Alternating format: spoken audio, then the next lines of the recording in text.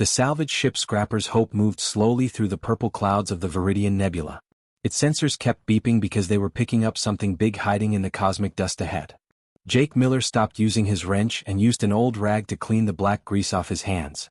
He was 34 years old and always had engine oil on his clothes or face. He had been fixing broken ships that other mechanics said couldn't be fixed for the past 10 years. He was good at it. Jake didn't learn how to do things at a fancy school. He grew up in a dying colony at the edge of space where nothing ever went right.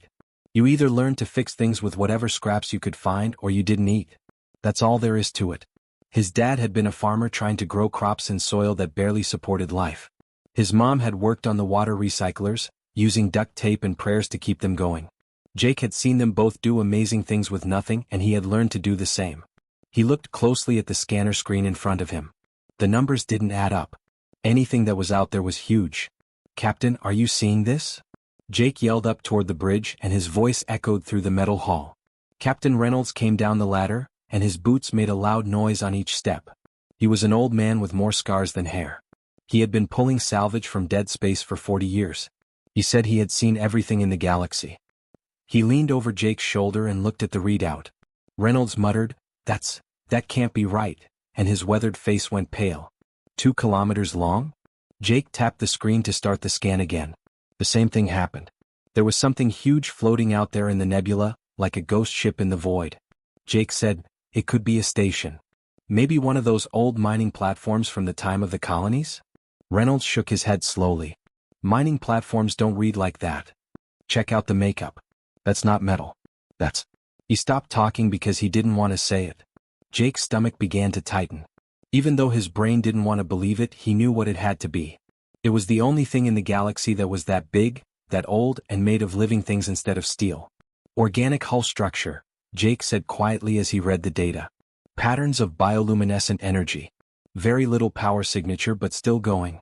"It's a Valkyrie ship," Reynolds said, and his voice had gotten hard. "A bioship." The word hung between them like a curse. The Valkyrie were known by everyone in the galaxy. A race of warriors that lived 3,000 years ago and is now extinct. They had made ships that were alive, grown instead of built, ships that could think, feel, and connect with their crews. The stories said that when the Valkyrie left, those ships went crazy and ate their own people. Most species in the galaxy had rules about bioships. If you saw one, you told the police and stayed away from it. Some governments paid a lot of money for the location data and then sent in military teams to destroy the things before they could wake up and start killing again. Reynolds said firmly, "We report this, get the reward, and leave. We don't touch it. We don't get on it. We don't even get close." Jake was still looking at the screen though. The power signature was weak and flickering. There wasn't anything out there that was angry or hunting. It was barely alive like a sick animal. Jake said, "It's not moving. Not attacking. Just drifting." "Because it's waiting," Reynolds said sharply. "Those things are patient. They wait until you're close, then they grab you and pull you inside and you never come back." "Miller, I've heard the stories.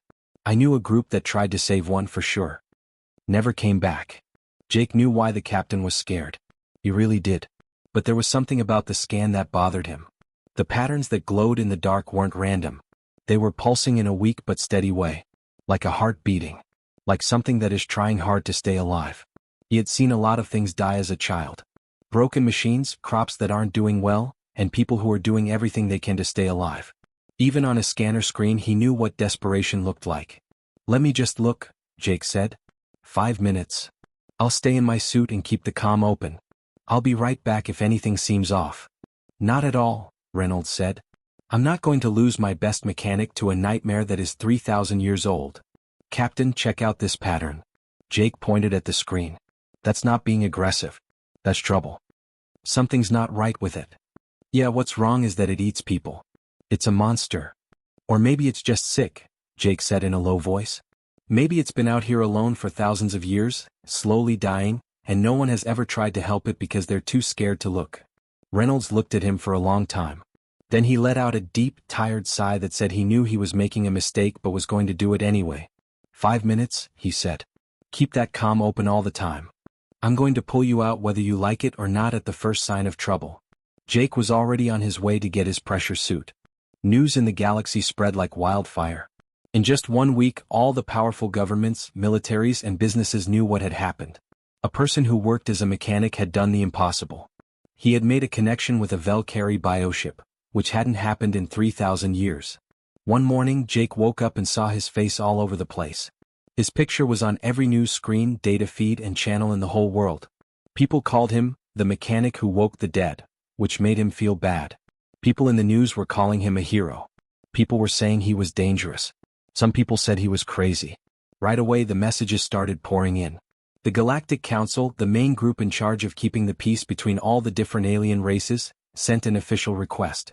They wanted Sentinel to give himself up so they could study him.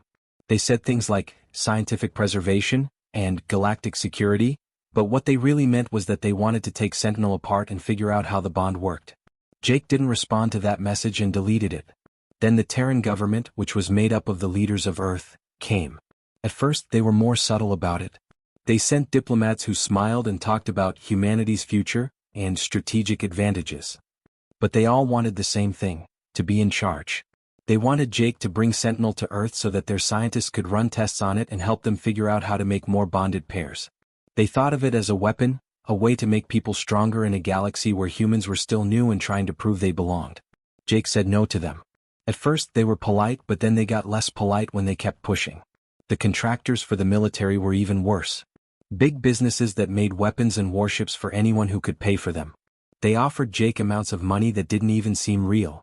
A lot of credits. Big enough to buy whole planets. They wanted him to work for them, to help them connect other people with bioships, and to make a fleet they could sell to the highest bidder. Jake told each and every one of them the same thing, and he made it clear so there wouldn't be any confusion. Sentinel's not property. Sentinel isn't a weapon. Sentinel isn't for sale.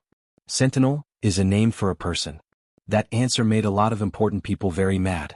They weren't used to being told no, especially not by a grease-stained mechanic from a failing colony who had no money, no status, and no power except for the huge living warship he was tied to. Most of them kept going. They sent more messages and made more offers, some of which were threats and some of which were pleas. Jake didn't pay attention to any of them. He stayed on Sentinel, which was far away from Earth, politics and stress. He and the bioship were still getting to know each other and figuring out what their connection meant. They didn't want to be distracted. But then one message came through that was not like the others. It was from Admiral Victoria Grant, who was in charge of protecting Earth's outer colonies. She was in charge of the military forces that kept the scattered settlements of humanity safe at the edge of explored space, where Jake had grown up. She was tall and had short gray hair and sharp eyes that had seen too much fighting. Her face on the video screen looked tired but real. She said, "Miller," and got right to the point without any small talk. "I'm not here to steal your ship. I'm not here to test you or use you as a tool for Earth propaganda. I came because we have a real problem and I think you might be the only one who can help." Jake leaned in to hear. He paid attention because of the way she spoke. She wasn't trying to trick him. She was simply being honest with him. Grant went on, "The Ravager swarms are hitting our outer colonies," and Jake could see real pain in her eyes. "They're pirate groups made up of people from many different species, and they're destroying our settlements like a plague. Miller, we're losing. We're doing very badly. People are dying. Children are dying. Places like the colony you grew up in are being torn down and left to rot." Jake's chest felt tight. He was familiar with those colonies. He had lived that life. He knew what it was like to feel powerless when everything around him fell apart. Grant said, "I have good ships and good people. But there are more of them than us and they have more guns. For decades, these Ravagers have been doing this. They know all the tricks and strategies. We need something new for them to see. We need an edge." She stopped for a moment, and when she spoke again, her voice was softer but somehow stronger. "So, Miller, here's my question and I want you to be honest. Do you want to help or do you want to leave? No one would blame you if you ran. You don't have to give us anything. You could take Sentinel and go to deep space, where no one would ever be able to find you. Enjoy your life in peace. But if you stay and help us, you'll be in danger. Dangerous. The kind that kills people." Jake sat still for a long time, feeling Sentinel's presence in his mind. The bioship wasn't pushing him in any direction. It was just there waiting for him to make a decision. He thought about the place where he grew up. The families who had to fight every day just to stay alive. His parents worked themselves to death to keep things going. The other kids he knew, some of whom didn't make it to adulthood because the colony couldn't support them. He thought about other families who were going through the same nightmare right now, watching pirates tear down everything they had worked so hard to build. "What do you want?" Jake asked. Grant's face didn't change, but Jake saw a look of relief in her eyes. "Whatever you and that ship can do," she said. "We'll work out the rest together." Lieutenant Tom Brady was at the front of the first strike team, making sure his rifle was in good shape one last time. 12 Marines were doing the same thing behind him, their faces set and serious. Everyone knew that what they were about to do was probably going to kill them, but they all volunteered anyway. The second team was led by Sergeant Lisa Cooper. She was a tough woman from the Detroit colonies who had to fight to stay alive as a child. Her team had only 8 Marines, but they were some of the best fighters in the world. She saw Tom across the staging bay and gave him a quick nod. No words are needed. They both got it. Corporal Danny White was in charge of the third team, which had 10 soldiers who trusted him completely. Danny was only 26 years old, but he had already been in more fights than most people would see in a lifetime. 3 years ago, a Ravager attack killed his whole family. This mission was important to him. All 3 teams were aware of the odds. They were about to board enemy bioships in the middle of a battle, try to get to their heart chambers, and somehow clean the control parasites while Dominion soldiers tried to kill them. The odds of survival were less than 10%. But they were going anyway because people were counting on them. Because Jake had asked. Because it was the right thing to do. Jake stood with them in the staging bay, wearing the same armor and carrying the same weapons. He wasn't going to send anyone to a place he wouldn't go himself. Sentinel's presence filled his mind, making him calm and ready. The 3 enslaved bioships were quickly getting closer. Each one was huge, bigger than Sentinel, and their corrupted bioluminescence glowed bright red in the dark of space. There were dozens of Dominion warships behind them, all ready to fire. Sentinel didn't wait for them to attack first. The bioship sent out a pulse of pure bioenergy that spread through space like a shockwave. It wasn't sound, since sound can't travel in a vacuum. It was something deeper, something that affected every living thing nearby. Every instrument on every ship blinked and stopped working. The lights went out. For a few seconds the sensors went crazy. But the 3 enslaved bioships heard it more than anything else. They could feel it. For a brief moment, their broken patterns stuttered and were confused. The control parasites inside them got a better grip, making the ships go back under control, but that brief pause was all it took. The 3 enemy bioships changed direction, and all of their attention was suddenly on Sentinel. Their weapons started to charge up. They were huge biocannons that could cut through almost anything. They were coming together quickly to attack. "Now!" Jake yelled into the radio. Sentinel's hull split open in 3 places, and pieces of its organic armor peeled back like flower petals opening to the sun. From each opening, boarding pods shot out, not metal capsules but living things, organic shells grown from Sentinel's own tissue. They looked like seeds or spores, and each one had a full team of Marines and all of their gear inside. Jake was in the first pod with Tom and his team. He could hear his heart beating in his ears because it was beating so hard. He could feel the bioship's worry for him and concern for him through his bond with Sentinel. But it also trust. The pod sped up so quickly that it was impossible to believe, getting to the first enslaved bioship in just a few seconds. Jake could see through the clear walls that they were getting closer to the huge hull. He saw the black patches of corrupted tissue spreading across what should have been healthy tissue. Effect. The pod hit the hull of the bioship and started to dig right away, releasing enzymes that broke down the outer armor just enough to let them through. Jake could feel the moment they broke through and the sudden warmth as they entered the ship. After that, the walls of the pod fell apart and turned into harmless nutrients that the ship could use. Jake fell forward into what could only be called a nightmare. The hallway they had entered was wrong in every way. The walls were covered in black rot that was spreading like cancer through the ship's living tissue. The bioluminescence that should have given off soft, natural light was flashing red and dark purple in patterns that screamed pain and anger. There was a smell of decay and something else in the air, something chemical and strange. Soldiers from Dominion were already there waiting for them. They opened fire right away and energy weapons lit up the corrupted hallway. Jake dove behind what might have been a support column and felt the heat wash over his head as bullets flew by close enough to singe his hair. But then something weird happened. The ship itself started to fight back, but not against Jake's team. It fought against the Dominion soldiers. Tendrils came out of the walls and wrapped around soldiers, throwing them. Bulkheads suddenly closed, stopping reinforcements from getting through. The floor shook and bent, which made it hard for the enemy to aim. "The ship is trying to help us," Tom yelled over the sound of gunfire. He had figured it out too. The bioship that was enslaved was still aware of everything that was going on. It knew that Jake's team was there to free it, not hurt it. Jake put his hand on the wall closest to him and felt the fevered heat of infected tissue.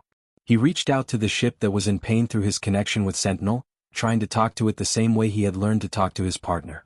Jake said out loud, "We're here to help you," knowing that the ship could hear him. "Just like I helped Sentinel. I can tell you're hurting. I understand that you're scared. But we're going to make this right. You're going to be free." The ship's response was a flood of images and feelings. 3,000 years of loneliness, centuries of infection slowly eating away at its mind, and the pain of having to hurt others against its will. Jake felt something else though, under all that pain. Hope. Desperate, fragile hope that maybe at last, someone had come to help. A part of the wall opened up in front of them, showing them a clear way to go deeper into the ship. The bioship was leading them to its heart chamber. "Get out of the way." Jake told his team to move and they did. It had been 6 months since the battle and everything was different. Jake was in a briefing room on a human space station, looking at the faces of 17 people who were sitting around a big conference table. Everyone in that room had done something amazing. They had all made connections with a Valkyrie bioship, which hadn't been possible in the galaxy for 3,000 years. Kelly Stone, a combat medic who had spent 12 years patching up wounded soldiers in the worst war zones in history, sat near the front. She had made friends with a ship that called itself Mercy. The ship was drawn to her right away because it could tell how dedicated she was to helping others and how she never gave up on anyone, no matter how hurt they were. They had already saved hundreds of lives by pulling damaged ships out of danger zones and giving medical care in places where no hospital could get to them. David Wilson, an engineer who could figure out how to fix any broken system, was sitting next to her. In many ways he was like Jake. David had a rough childhood and learned how to make things out of scraps and spare parts. His bioship partner had the name Builder, and the two of them were already working on building projects in the colonies, helping to rebuild settlements that had been destroyed by pirates or disasters. Builder could shape metal and other materials in ways that human technology couldn't, and David knew exactly how to use that power. There was also Rachel Adams, who sat quietly and listened to everyone else talk. Before the bonding, she had been a negotiator for 20 years, helping enemies find common ground and settling disputes between different groups. Her bioship called itself Diplomat, and it was already flying between different alien species, starting conversations that hadn't happened in generations. Even the most hostile aliens were willing to listen to Rachel because she was patient and really wanted to understand them. Chris Martin was in the back with his arms crossed and a serious look on his face. He was a career Marine who had been in combat since he was 18 years old. His bioship had been given the name Hammer, and together they had become a powerful defense force. But what shocked everyone was how kind and gentle Chris was with Hammer. Even though he was a warrior, he treated the old warship with respect and kindness. They kept colonies safe from raids and helped civilians leave when they needed to, but they only used violence when it was absolutely necessary. The list kept going around the table. There was a teacher who had made friends with a ship called Scholar. They were going to far-off colonies to teach kids who had never been to school before. A bioship called Dreamer and an artist had worked together to make beautiful things that combined human creativity with Valkyrie biological engineering. A scientist and a ship called Explorer had become friends, and together they were mapping parts of space that no one had ever seen before. They were making discoveries that helped people learn more about the universe. Jake had learned something important in the last 6 months. Bioships needed more than just warriors or soldiers. They needed partners who could help them be what they were always meant to be: builders, healers, teachers, and guardians of civilization and life. 3,000 years ago, the Valkyrie knew this. Their bioships were a big part of their society, not just as weapons but also as friends who helped shape their culture in every way. Admiral Grant had begun to call them the Sentinel Fleet, and the name stuck. But it wasn't really a military group. It was more like a loose group of bonded pairs who worked together when they needed to but were free to do their own things the rest of the time. Of course, not everyone liked this plan. The government of Earth wanted to make the whole thing military. They kept sending people who talked about military protocols, chain of command, and strategic deployment. They wanted Jake and the others to report to military leaders, follow orders, and become official weapons of the Terran government. They thought that the bioships were humanity's chance to become a major power in the galaxy, something that could make other species respect or fear them. Jake had said no to them so many times that he had lost track. Other alien species were also asking to be able to bond. Some people wanted to know how to wake up their own bioships. Some people wanted to look at the bonds to figure out how they worked. Some people were scared and wanted rules and laws that would limit what bonded pairs could do and where they could go. Everyone had a plan. Everyone wanted something. The Kryn Empire wanted to make sure that no bioships ever came into their land. The Telvari Collective wanted to trade technology for ways to connect with people. The free traders wanted Jake to teach their people how to protect their trade routes. Even criminal groups had contacted Jake and promised him huge sums of money if he would help them bond with ships for their own purposes. Jake had turned them all down. He didn't choose the bioship's partners. They did. They made their choice based on something more than politics, money, or power. They picked people who would treat them with respect, work with them as equals, and know that the ships were alive and deserved respect. But this meeting today was different. Admiral Grant had called everyone together because she had news. Wrong information. Grant stood at the head of the table and said, "The Dominion of Ash has been quiet for 6 months. That scared me more than their threats ever did. Now we know the reason. Our scouts have confirmed that a lot of ships are moving around in their area. They're getting ready for something big."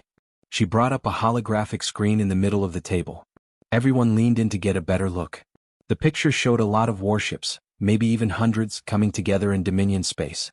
And in the middle of the formation were 6 bioships with bioluminescence that was wrong and broken. 6 enslaved bioships, Grant said, her voice low. And early scans show that they plan to hit Earth directly. They want to show that people can't keep their own world safe. Sentinels sang out into the emptiness of space. No one could hear it with their ears. Sound needs air to move, and space is empty and quiet. This was something else entirely. A pulse of energy that rippled outward like waves on water and moved faster than light itself through dimensions that human science barely understood. It was a sound that only bioships could hear, a call that reached their ancient minds no matter where they were hiding. Jake felt the song flowing through his bond with Sentinel, and through him the message was shaped by human emotion and human words. The bioships didn't understand English or any other spoken language, but they did understand what things meant, how they felt, and what they were supposed to do. Sentinel turned Jake's thoughts into something clear and universal that every bioship in the galaxy could understand. The message was clear and strong. We are not weapons. We are protectors. We pick freedom. We choose to live. Get up. The effect was immediate and very strong. In the outer rim, on a dead planet that circles a dying star, sand dunes that hadn't moved in thousands of years suddenly shot up. A bioship had been buried under them for so long that whole civilizations had come and gone since it went to sleep. It woke up with a jolt, shaking off tons of sand and rocks, and its bioluminescence flickered to life for the first time in a long time. The ship heard the call and remembered what it used to be and what it was supposed to be. It remembered deciding to sleep instead of going crazy from being alone. Now it had a reason to get up. 12 sectors away, deep inside a purple nebula where scanners couldn't see and ships didn't often go, another bioship moved. It had hidden there on purpose, running away into the cosmic clouds to get away from the parasite infection that had killed its people. It had been floating there for thousands of years, too weak to move and too stubborn to die. The ship's eyes, which were huge sensor arrays that covered its hull, opened for the first time since the Valkyrie fell when Sentinel's call reached it. It felt hope, which it thought it would never have again. A bioship that had been hiding as just another piece of floating rock suddenly came to life in an asteroid field near the center of the galaxy. Mining crews had been working around it for decades without knowing that the big asteroid they sometimes used for cover was actually a sleeping guardian. The ship's camouflage came off, showing its true shape, and the miners ran away in fear. The bioship, on the other hand, didn't attack. It just started moving toward the call source, toward Earth, and toward the chance to have a purpose again. Hundreds of bioships heard the call. They were hidden in orbital graveyards where old ships went to die, in the shadows of gas giants, on the surfaces of moons with no air, and on the ocean floors of water worlds. Some had been sleeping for 1,000 years. Some for 3,000 years. Some had been awake but were hiding because they were afraid of what the galaxy would think of them. Now they all started to move. The commander of the Dominion stood on the bridge of his flagship, watching his tactical display with more and more confidence. 3,000 warships surrounded 6 bioships that were enslaved. The Dominion had never put together a fleet this big before, and it was aimed directly at Earth like a spear aimed at the heart of humanity. They would destroy the human homeworld, show that these upstart newcomers couldn't stand up to real power, and take the bioship bonding technology for themselves. His display then began to show new contacts. At first there was only one, and it was at the edge of the sensor's range. The tactical officer called it out, and it was probably just a merchant ship or a scout. Don't worry about it. Then another person got in touch. And one more. And one more. The commander leaned in and looked at the screen. There are now 5 new signatures. All of them are big.